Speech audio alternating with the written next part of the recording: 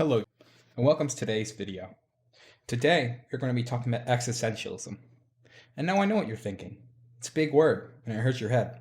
Don't worry. Dr. Wilkins is going to be here and explain it all to you. Now, according to dictionary.com, the definition of existentialism is a philosophical movement that stresses the individual's unique position as a self-determining agent, responsible for making meaningful, authentic choices in a universe seen as purposeless or irrational.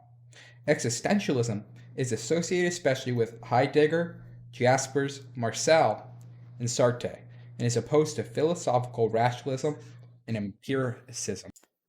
Now we're going to take a look at names in the dictionary definition. The first of those is Martin Heidegger. He was a German philosopher and a seminal thinker in the continental tradition of philosophy. Now, I don't know what that means, but something I can tell you is that he's a Nazi. So fun. The next person at is Karl Jaspers. He was a psychiatrist, and during the 1920s he converted to philosophy. Throughout this period, he exercised considerable influence on a number of areas in philosophical inquiry, especially on epistemology, the philosophy of religion, and political theory. He was also German, but unlike Heidegger, he wasn't a Nazi. Unlike Heidegger, Gabriel Marcel was French. He was a philosopher, playwright, music critic, and a leading Christian existentialist. Marcel's work focused on the modern individual struggle in a technologically dehumanizing society. Though he often is regarded as the first French existentialist, he disassociated himself from other figures in the movement, preferring the term philosophy of existence to define his own thought. Lastly, talking about Jean-Paul Sartre. He was a French philosopher, playwright, novelist, screenwriter, political activist, biographer, and a literary critic.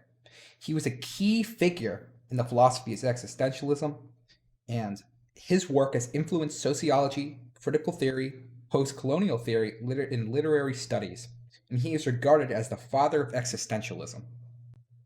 Now, we interview with two people that claim to be existentialists. While reviewing the footage, it seems more likely that they are crazed madmen instead, but my producer insisted that we use the footage. I apologize if any of their words are offensive or crude, and it is simply made in jest and not meant to be taken seriously.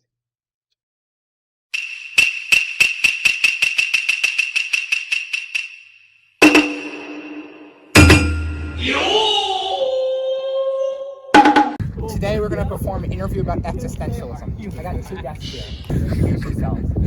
My name is Orville Redenbacher. I made the first plane. You made the first plane. Who are you? My name is Charles Mingus. I am an astronaut. He's an astronaut. They're big space guys. Alright. Do you believe in the existence of a god? I've read the Codex Legius and the pages that are missing. I believe that the devil is the only man that can truly end this world, and that's why I choose to worship him. No. Do you believe in the existence of a god? I don't ever ask about the devil. Well, the devil is my god, so I guess the answer to that question can be considered through a matter of fact and through a matter of speaking, yes. He says yes. You?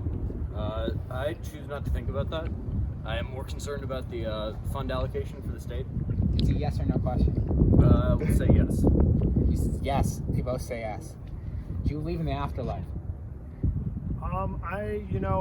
I find great comfort in knowing that once we die, that's it. So I can kind of get away with whatever I want. I don't have to deal with some kind of punishment after the fact. No. You? I believe that every human being floats down a river, much like the Nile, from south to north, and they end up in front of the Sphinx.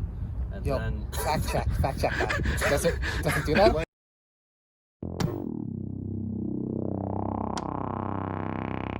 What's the purpose? Why are we here? Are you starting with me? Yes. Mingus. Go. Get money, have drugs. This is for the children. No. Well, then you'll like my answer. So I actually, funny enough you said that. I am here for the children, You know, there's just something about them. You know, I can't resist. Can you explain that a little bit more? You know, like children's books, children's photography. You like to picture them? Maybe. Um, He dabbles in videography Yeah. in his free time as well. Well, look at that. A man of many talents. What do you believe, Mr. Mingus? Wait, regarding what? We're Why am I talking here? about why we're here. Well, you know, I love philanthropy, and sorry, my role model in this world is Bill Gates. Not because of his charitable organizations or anything, Yeah. but because of all of the people in Africa that he gave. Are you sure you don't know any of these names? You can stop me when I say a name. Okay, I just Stop. Are you familiar with It them? was July 5th, 1989. We were in the Vietnamese jungle. It was kind of a recon mission. We had lost a couple BMWs trying to return them in the first place. It was a mess. We were floating down the river pretty cold. We were planting some smoke on it. You know we shouldn't have, but you know, so many days at work, it just corrode a man's mind. We had to do what we could to stay alive. Fun facts about that Martin dude, he's a Nazi. Oh, really? Yeah. I met him back in let's see, when was it? 35. I think it was, no, it was earlier than that when I first met him. I think it was 1923, yes. I met him in the Paris Museum of Art. What you doing there? That's classic. Yeah, I'd rather not say on camera. Alright. Carl Jaspers. No, I don't know. No, never heard They that. don't know. John I- Paul I've been Sartre. around. Oh yeah, Sartre. Actually, I do know who that guy is. He knows who he Yeah, is. he's a philosopher. He used to. Sorry, babe. They ask you how you are, you just have to say that you're fine when you're not really fine, but you just can't get into it because they would never understand. He used to go like this a lot, I think. And sometimes he came up with some pretty cool shit. You know, he gave you the designs for your first plane.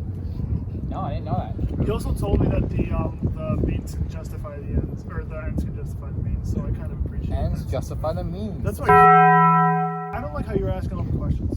That's how it is. This is supposed to be a conversation, Yeah. I thought this was a discussion. a dialogue. Have you ever met with the government? On the books now. On the books? No. Well, I haven't either because I don't pay taxes. I just chose not to do that. It's just not something I like to do. You can opt out. All right, let's move on to the next question. I don't want to go to the void. Can you help me?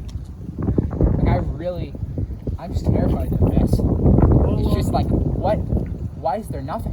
What I really can't helped me, comprehend. what really helped me in just kind of staring into the void is the fact that we really don't know whether or not there's something beyond death. At the end of the day, I feel like if you do enough good in your life, that you know, it doesn't really matter if you die. Mr. Mingus, what do you think? Can you help me? I think you should commit as much arson as possible. It'll help you to feel better about everything. You will go into the afterlife knowing that nothing you did mattered. So just commit a lot of arson. Children commit a lot of arson. Okay. ¿Por qué es la vida tan difícil? Eso sí que es. Señor Mingus. Je m'appelle Charles. No hablo, Mingus. Charles Mingus. no hablo inglés. Astronaut. No hablo inglés. Do you believe in free will? Yes. You? No, we're slaves to the government. No, I mean like free my homie Willie. He's in jail right now. Oh, true. We're trying to run a free will. He's in jail for narcotics possession. Có chửi thề con chặt đồ mày nói chuyện vô dân quá. Mày coi chừng mày chết với tao nha mày. Oh no! No! No! Anything type bitch, I'm a big bitch. Who the fuck is on you?